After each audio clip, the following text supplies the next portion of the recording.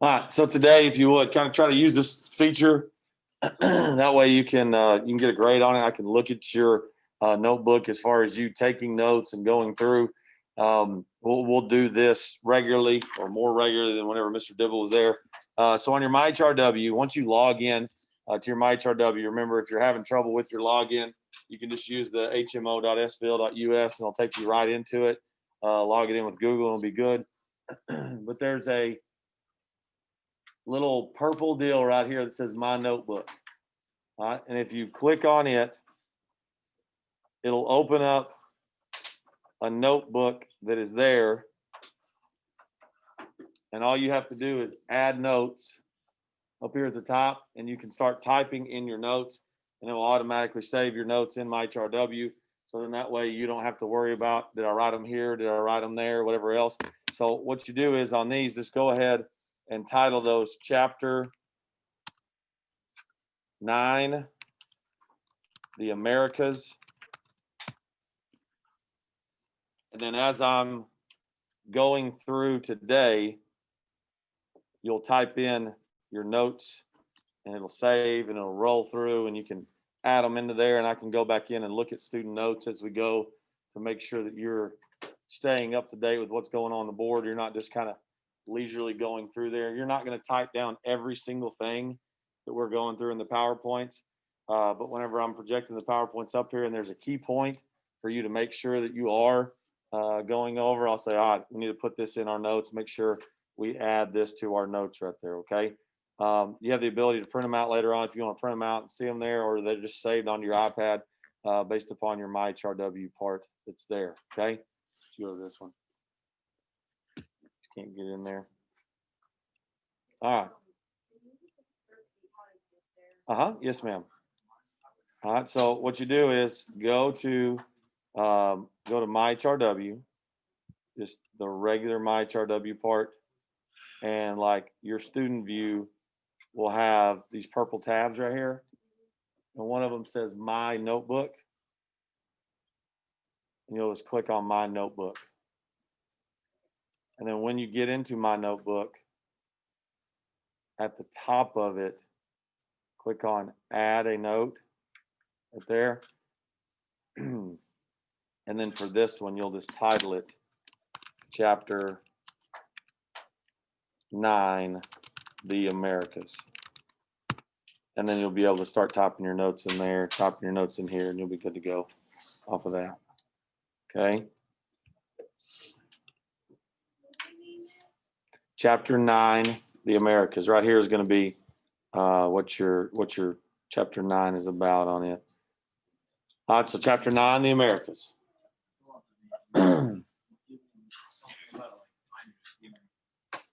Did you log in through here just like you normally do? Okay, let me go look at yours.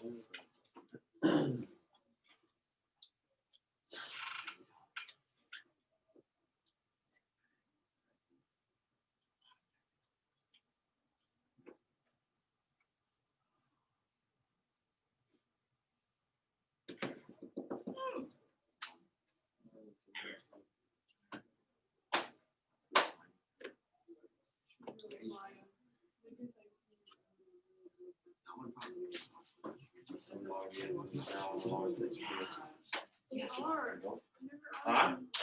So, what's the big difference between today, Chapter 9, the Americas, and everything else that we've been studying so far to this point?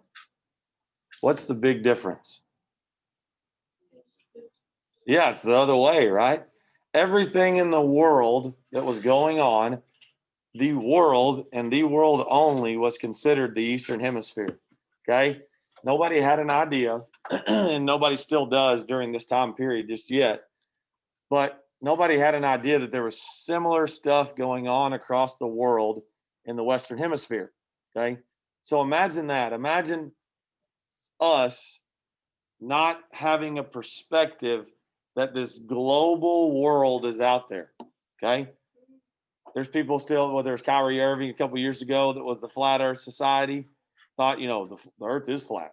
And then he had to go back and apologize and talk about how this YouTube loophole took him all the way through it. He followed this one and this one and this one and this one, and everybody was trying to convince him that the Earth was flat. And Kyrie actually went on there and like was pretty adamant about the Earth being flat. And then, sure enough, finds out I was wrong. Started conspiracy theory, all this other stuff. But not knowing that there is a whole nother group of people that are on the other side of the world, not knowing that all of this cultural interaction is together. What would a positive be of that? What would a positive being of us not knowing that there's stuff outside of Stephenville, outside of Texas, outside of the United States? What would be a positive? What's up? A map? Is that what you said? Okay. A positive as in what, like we gained a map of it or what? Okay. So a map to see. What's something, and I'm thinking me and I'm thinking you and everything else. And every day-to-day life, what would be a positive of us not knowing that everything else is out there? Okay, safety would be one. What else?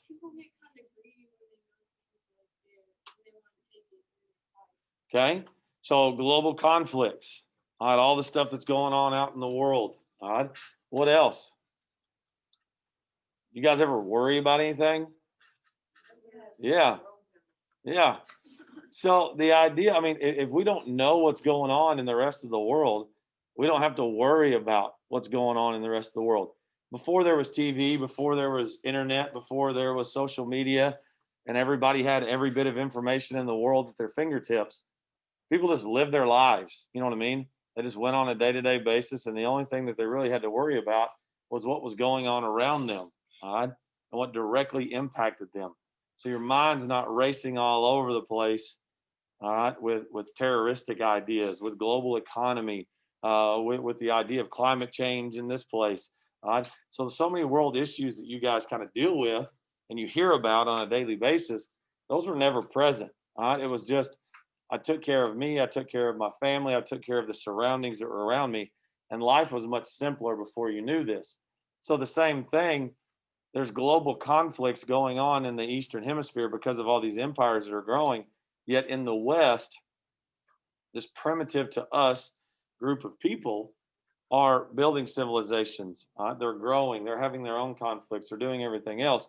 But it hasn't become a worldwide problem yet because there was separation of the two groups. There wasn't an idea of a West to an East. How did we get from the Eastern Hemisphere to the Western Hemisphere? How did we get onto the continent of North and South America? What's your idea on that one? What do you already know prior knowledge wise about how we got there? I should have learned this one in back in sixth grade. You probably learned it in eighth grade, and you learned it. You're gonna learn it again right here. But how did we get to the continent of North America and South America? That was the discovery. That was Columbus and the discovery of North America. But how did people get here that may not have already been here on North American continent, South American continent? What's the story about how they got here? Boats. Okay.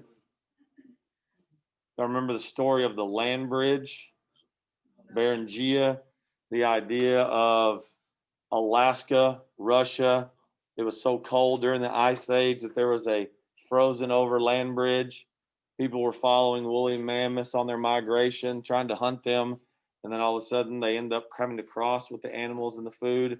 Whenever the ice age unthaws, that land bridge is gone. Now it's water and they're stuck in North America. They start migrating from North America to South America. So basically the idea was there was a frozen piece of land, it's ice, and they could actually walk across it. They made it from, what is modern day Russia to Alaska. And then they came to North America. Once they got there, they started spreading out more. They got out of the cold climate of the North, spread themselves out all the way through North and South America. And that's kind of what we're gonna look at today. All right. So again, chapter 9, the title is The Americas, a Separate World. All right, it goes all the way back to 40,000 BC and it goes up to 70 or 700 AD. It says, although early American civilizations remain mysterious, we know that the earliest Americans most likely migrated from Asia and that complex cultures arose in Mesoamerica and the Andes. All right? So that's going to be Middle America, South America to the Andes. All right? It says in here that the American civilizations were a mystery. Why would they be a mystery? We kind of looked at it the last 2 days with African civilizations. Why would they be a mystery? Why don't we just know everything about them? Why would we not know everything about them? How come everybody's going to know everything about you? Okay, because of what you say about yourself. All right, here's the crazy part.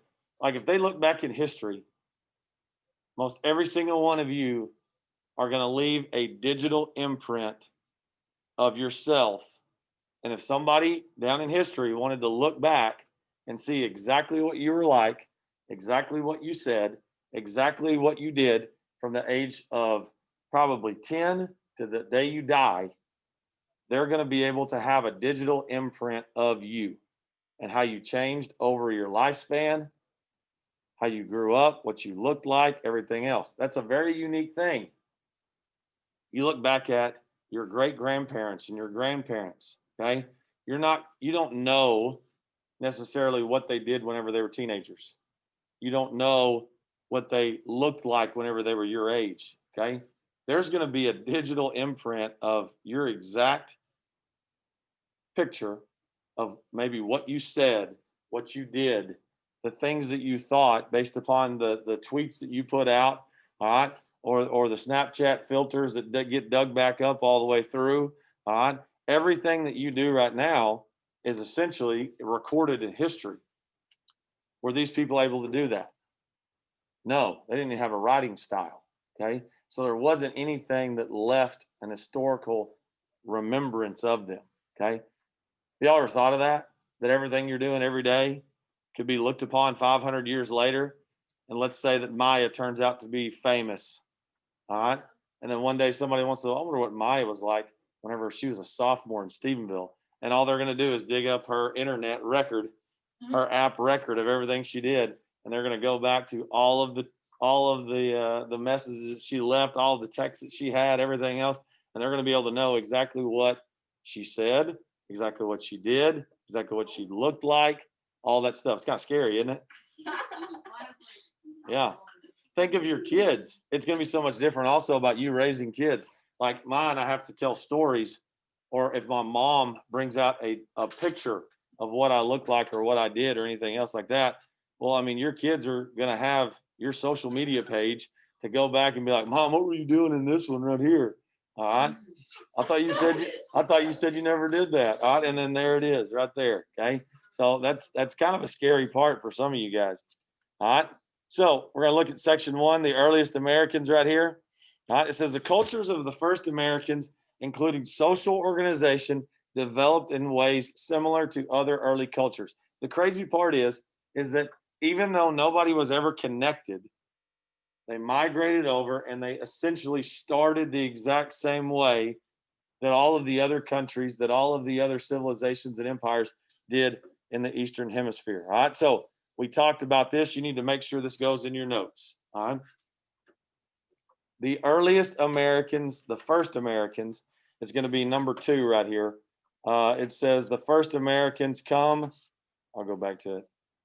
The first Americans come from Asia over a frozen land bridge.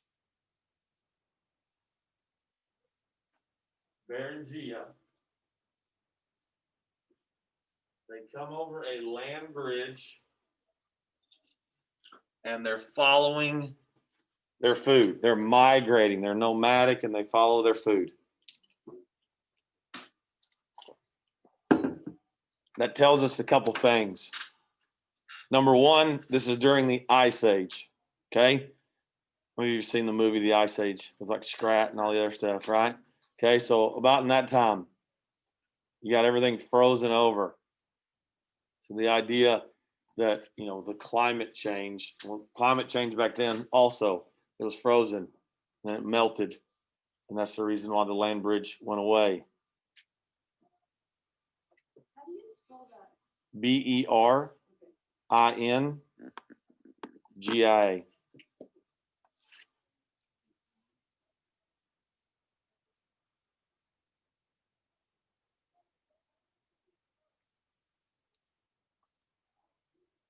It says during the ice ages, glaciers extended over much of North America, the sea levels dropped, and a land corridor is created between Asia and Alaska. The first Americans arrive in the ice age 1.9 million to 10,000 BC. Siberian hunters follow animals from Asia to the Americas. All right, so again, the whole part there is that there was a frozen land bridge. They migrated following animals. That's how they got over and crossed from Asia to North America. Make sure you kind of understand that part from your notes there. Again, you don't have to type it all. We're just paraphrasing the slides together. Okay. All right. The earliest date of them crossing may have been 40,000 to 10,000 BC. Recent findings suggest that happened earlier than previously thought, and most experts believe that the first Americans used the land bridge. Others possibly came by boat. Okay, so there was a chance that people had already crossed over, but if you're on the north part, it's hard to do that because it's frozen solid. So it's pretty tough to navigate by a boat, but for the most part, everybody crossed via land. All right. What type of people were the earliest people? They were the same people that you learned about in the beginning. All right, they were hunters and gatherers. All right, so the hunters, their number one prey. All right, make sure you put this kind of idea down. People were hunters and gatherers that chased the mammoths. People were hunters and gatherers that chased the mammoths. That was the biggest deal. So what does extinction mean? No longer here. All right. So if that was their key resource, their key food, and only a limited amount of them came over to North America, that would be the reason, one of the main reasons why woolly mammoths were hunted to extinction, because that was their chief group, the chief idea of what they needed to survive. It provided food, clothing, and shelter, tools also for them.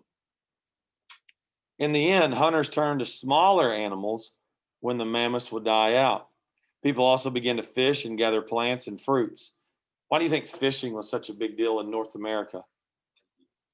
Plenty of water, ton of rivers and lakes. You got oceans on both sides. America, United States is very plentiful. Canada is very plentiful with rivers and fresh water systems to provide the food that is there. It made North America and even South America a very strong place to form a civilization that they would eventually get together with. At the end of the Ice Age, glaciers melted, seas covered the land bridge, and by 10,000 to 12,000 years ago, people had spread across the Americas. All right, so kind of what you're understanding in this one right here, and what I want you to write down in your notes is, all right, when the Ice Age ended,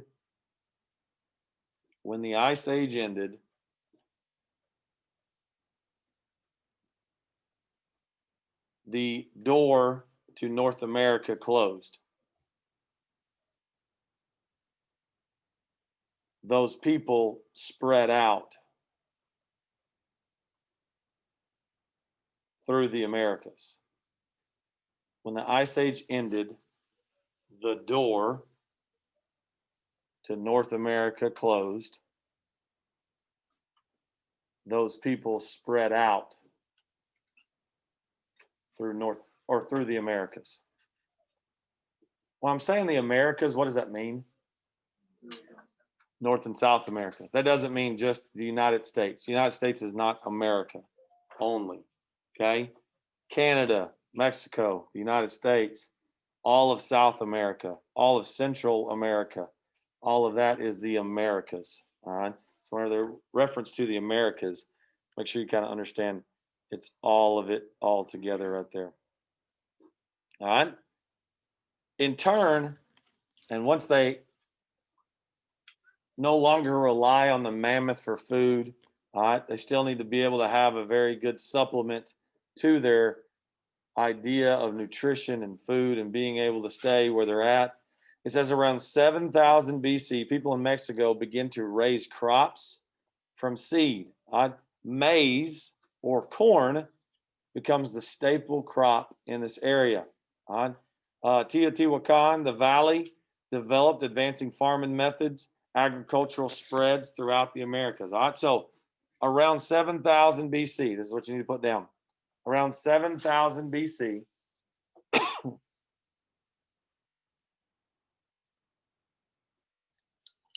people in the Americas begin to farm. Around 7,000 BC, people in the Americas begin to farm.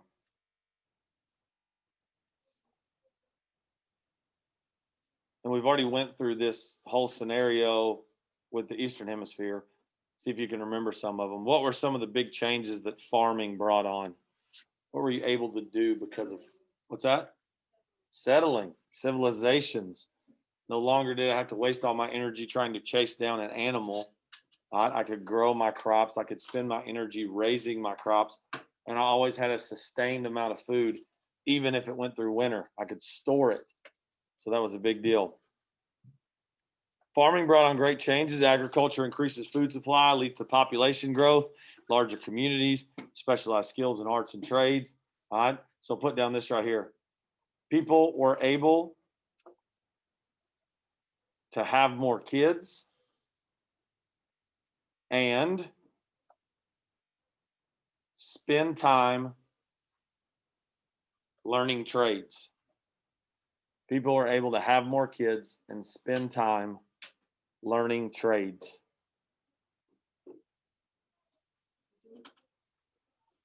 What's that, ma'am? People were able to have more kids, so population grew, and they were able to spend time learning trades. Why did they want to have more kids? More people to work for them, right? All right. And they also had more food to feed those kids, so therefore you chose to, all right, since I can feed them and I don't have to worry about feeding my young from hunting, from gathering, from going through this, I have a sustained crop that's here. It's okay to have more kids because I have a surplus of food to be able to feed them. On the flip side of that, as they get older, they can start doing some of the work that we are doing. And in honesty, early childhood was kind of like the first form of indentured servitude and slavery, because your kids were going to be your workers that were going to end up taking care of you and be able to do all the jobs that were there. Okay. And we've had that conversation kind of before. All right. Into section 2. So these are going to be specific types of people that are in the Americas. All right. So Mesoamerica means like Middle America, the Middle American civilizations. All right. It says Central Mexico to Honduras.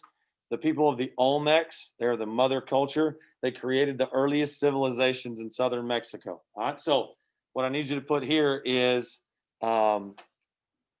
Central American civilizations. Type down that.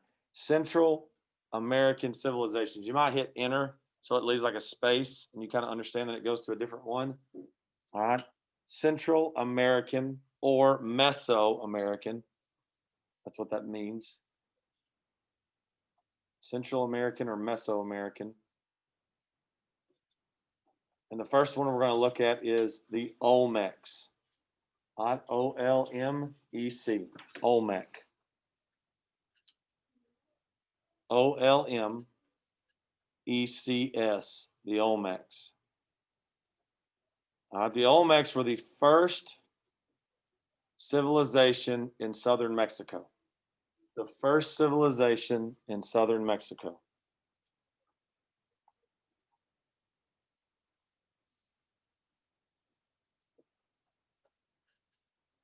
Olmecs were the first civilization in southern Mexico. All right. How we recognize the Olmecs, all right, they created these stone sculptures of heads that were about 10 foot tall and about 10 foot wide. And it's just this big smushed face together, but it's the stone that's there. All right. So the idea, and you can put in there, Olmecs were recognized by their huge stone sculptures. Olmecs were recognized by their huge stone sculptures. Why do you think they'd build these huge sculptures? Why do you think that they would build these 10-foot by 10-foot stone sculptures of this face, and that's it? What would be a reason why you might put that out there back in the day? Okay, symbolizing something, possibly religion. What else? Okay, animals. What's that? Oh, somebody said it. Who's that last one? Yeah, scare people. Because if you see that and you've never seen anything like that before, you might think that that is a symbol of what the giants that live there are. You know what I mean? It could have also been their religion of their gods, and they represented the size, the sheer strength and size of a god that was there. But yeah, if you're walking up and all of a sudden you're like, what's this big 10-foot by 10-foot rock head doing right here? Kind of be creepy. You know what I mean? It might keep you away from their area that you're trying to go into. Venom, there's that bug that's been flying around the whole time. All right. One of the biggest things that you got to understand about all these early civilizations is kind of like we talked about Egypt, we talked about other ones. They lived based upon how the geography was. All right. Most of this area was hot, was humid. There were swamps, jungles, heavy rainfall. All right. They had certain resources like salt, tar, clay, pottery, wood, rubber, and stone. Rivers were a big part, and very fertile land. All right. So what you need to get out of this is early Central or Mesoamerican societies. Early Central or Mesoamerican societies, whichever one of those you want to put, relied heavily on geography. Early Central or Mesoamerican societies relied heavily on geography.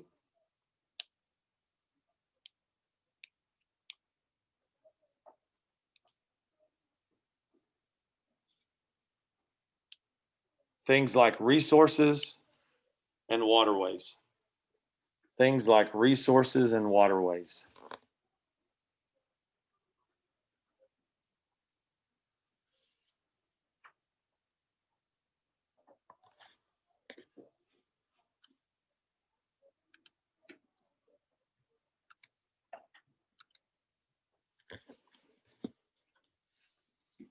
Okay. The jaguar was a big influence in their society. Why would a jaguar be big to the Olmec society in Mexico? How many of you have been to Mexico? Okay. So if you go to a resort, if you go to a zoo, if you go in towns, what's one of the big staple animals in Mexico? A jaguar. Okay. Because it's, roaming through, like you even see jaguar crossing signs, like we have deer crossing signs. You'll actually see a sign that has a jaguar on it. All right. So the jaguar itself, kind of the beautiful mythical creature that it was at the time, they thought that it was kind of like a godlike presence that moved within the earth. All right. So you would see warriors that would have this dead jaguar, and they would drape it over the top of it, and the top of their head, like an Indian has a headdress, would be a jaguar head on the top of it. Okay. Because that would be, again, kind of like you were a powerful person. If you were one that killed the jaguar, if you were one that was able to have, that would be a fierce warrior. That would be somebody who had a godlike spirit that went through it. All right. So one of the big things you need to know is they thought that jaguars, J-A-G, they thought that jaguars, J-A-G-U-A-R,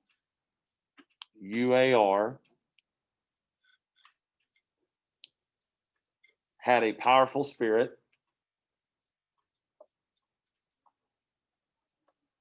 and they traded with each other. Thought that the jaguars had a powerful spirit, and they traded with each other.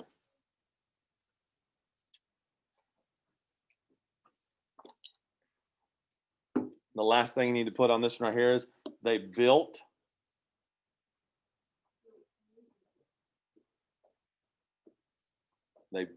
structures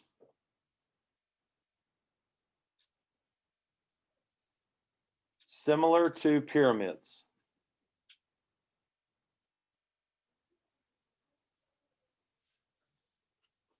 But from mounds.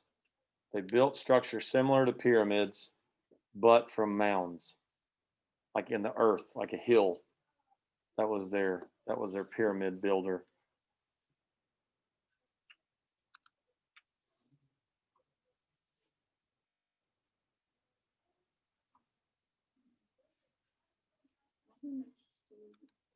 What's that? What did you do? Hit the trash button? I bet you hit the trash button.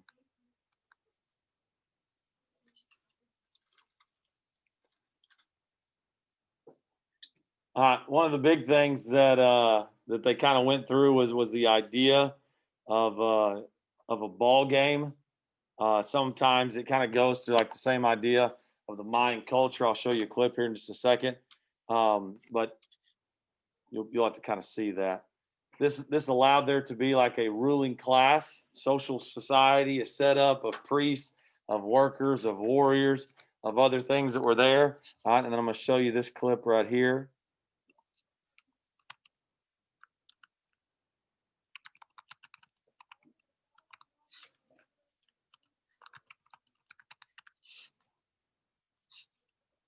Here we go. This will be an example of the ball game that was played.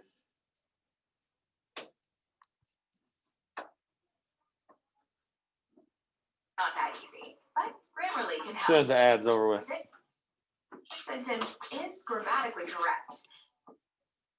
Look,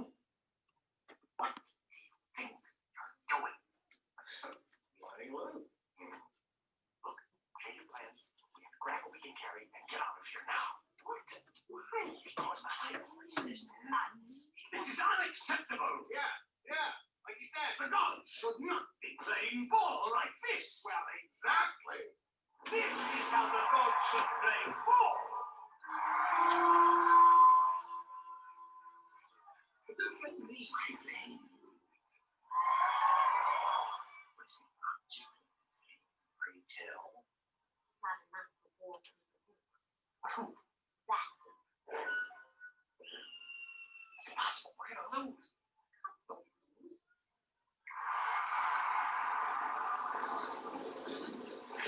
Oh, my lords, chief Thanabucks warriors are the finest ball players in the city.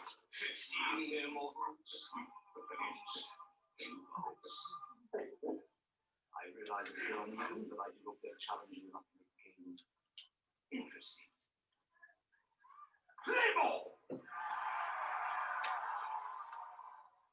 Crush them into the dust.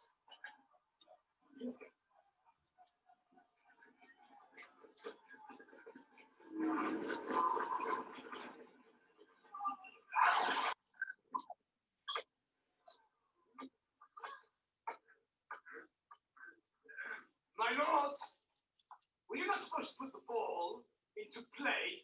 Oh! Well, no.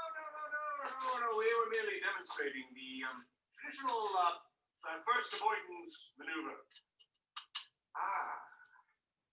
I've never heard of such a thing. Excuse me. Who invented this game? What? The gods! Of course. Don't push your luck with this guy. But Tyrion, we're the gods.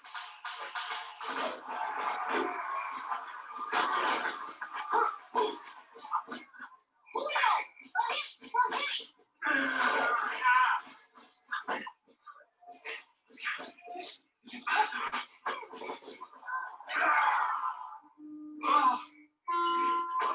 Excuse me.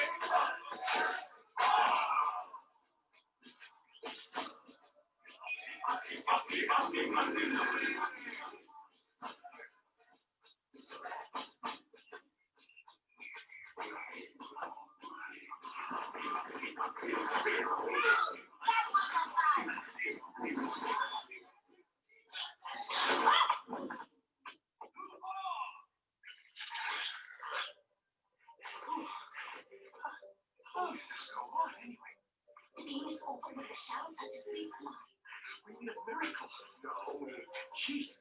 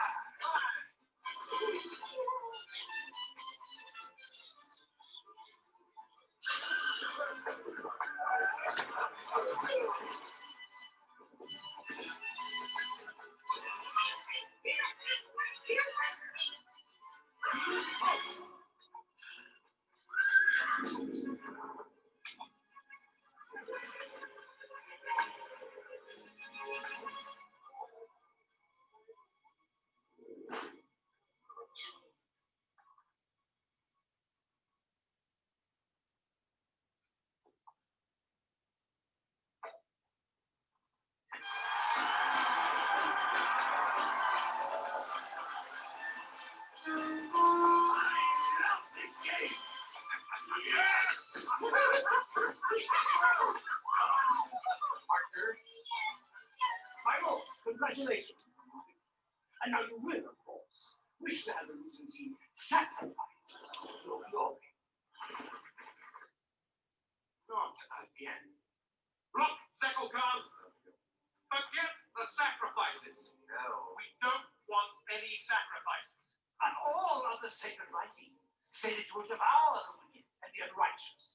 But I don't see anyone here who fits that description. When I speak up for the gods, it will be my privilege to point them out. The gods are speaking for themselves now. This city and these people have no need for you anymore. There will be no sacrifices. Not now, not ever. Get up.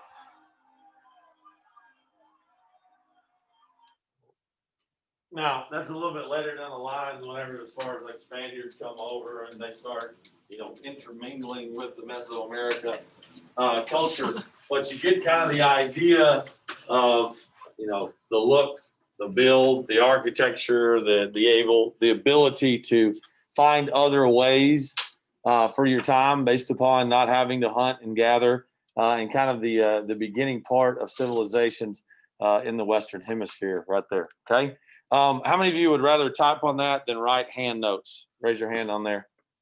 That way you can save them, you know where they're at and you're using on those. Okay, we'll probably use that feature again then. All right. Make sure they saved in and kind of, it should tag it in there. And if you create a new note every time, then you can just go back to it. If you just want to keep a chapter 9 note, then you can just add back to that tomorrow, unless you're Hollis.